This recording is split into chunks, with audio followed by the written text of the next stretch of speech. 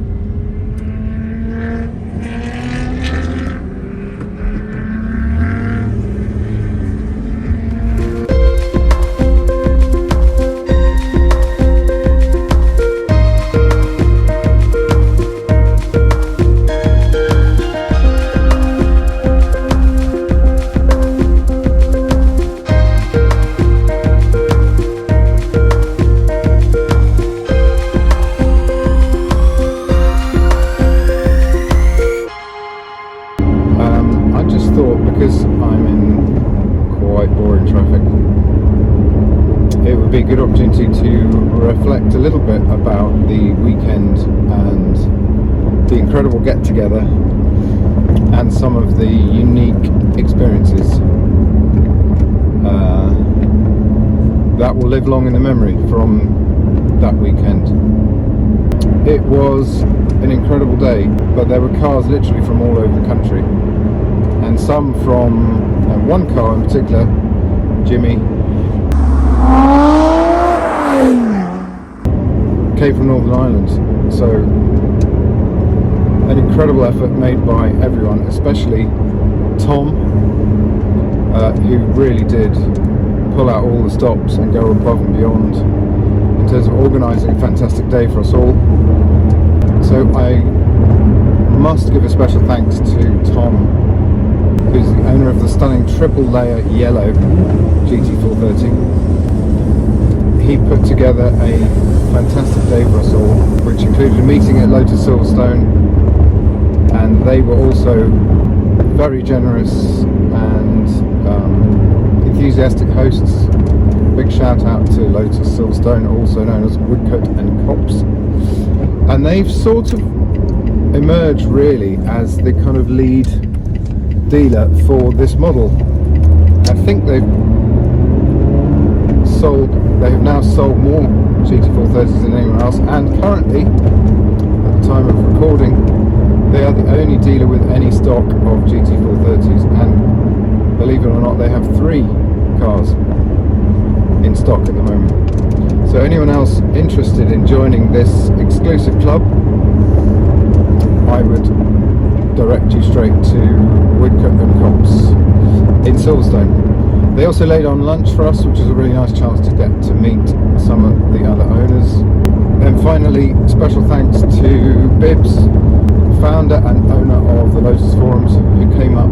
Well, he is a professional drone pilot, and that's why some of the drone footage you will see, I'll put a link to the video he made of the day, and you'll see some exceptional drone footage among other things. So many thanks to him, he came up and did that. To be honest, the amount of work and time that went into this purely off people's own backs is remarkable, and again, we're only doing something the factory should be doing, but as ever, it's left to passionate and enthusiastic owners.